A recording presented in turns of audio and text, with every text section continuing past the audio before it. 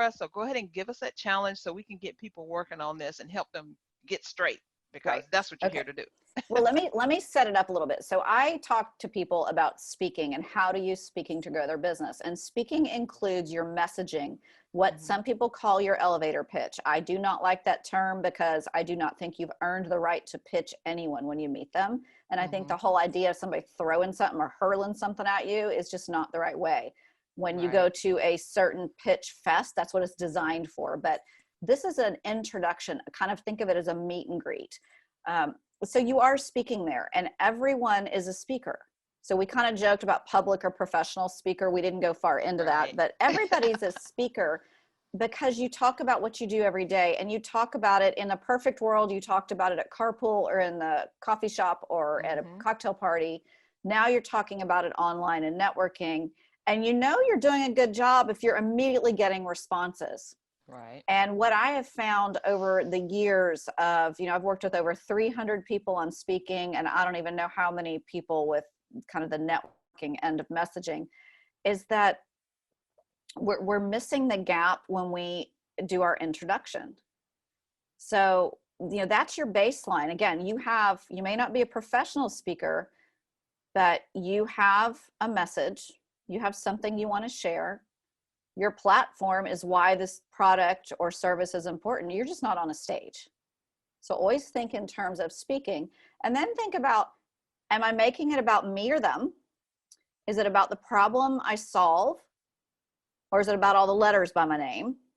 And those of you listening, be really honest with yourself, because there's so much of a growth opportunity here. And this is where a lot of my entrepreneurs sit back to me and I'll say, well, what's the problem you solve? And they're like, well, I'm a business coach.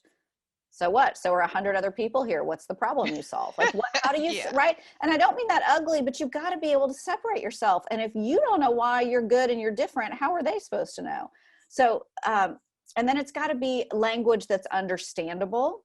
So the challenge is, so wherever you are with a group of friends in a community, because you are going to need feedback, is to do your 1-minute introduction. I'm giving you 60 seconds. It's a little more, in 30 seconds, it's just really name, who you work with, problem you solve. And I'll tell you, when I introduce myself, I never say my company name. It's really irrelevant. I want people to know me. And when you have 30 or 60 seconds, that is precious, precious real estate time, right? Right. Right. So state, your name, the problem you solve, for whom, and what the benefit is, but then what's the benefit of the benefit? I'm not a fan of, hi, I'm Kricket Harrison. I work with struggling entrepreneurs who need to learn to use speaking to grow their business. When they work with me, they learn how to create better messages so that they make more money. Oh my goodness. Like, that's boring, right? Yeah, it's just so dull. Yeah. It's really all about connecting and stories and examples. So the challenge is for you all, whoever's listening, to get with a group of people, do your introductions, and think about what you're saying. Is it the problem you solve? Like, is it focused on that? And here's the kicker. Note how many times you use the word I. Right? Because let me tell you, we don't care about your how, and we don't care about your credentials right then and there. Right. So many people lead with, hi, I'm Kricket, and I've been speaking for whatever, and I speak on stages all over the world, and I am a certified this, and this, and a certified XYZ, and I've also got A, B, C, and D, and 30 seconds to a year, 30 seconds feels like a year, 30 seconds to a minute's up, and you guys don't know what my business is if I do that, right? Yeah. If I get so caught up and I'm all about being ethical and having training, I am certified, all that kind of stuff. But that's not what people really care about. That's your follow-up conversation. If Carol and I are talking and she tells what she does, I don't want to hear her how. I want to know the problem she solves for me, or that I can share with my client so that I look like the rock star. Right? Exactly. It's about networking and going a step beyond. And if she talks all about herself, I'm like, well, Carol's really nice, but I don't have a clue what she does or how it can help me. So I'm not going to refer her.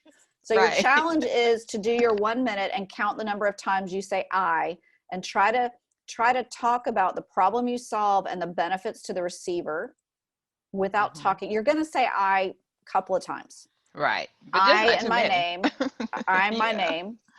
Sometimes I'll take an eye out by saying, I'm Kricket Harrison, a professional speaker working with businesses to da da da da. Right?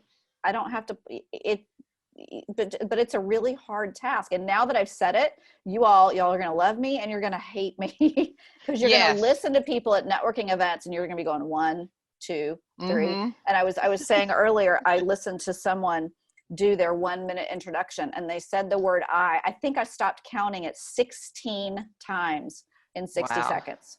So do the math there. That's a monologue. That is not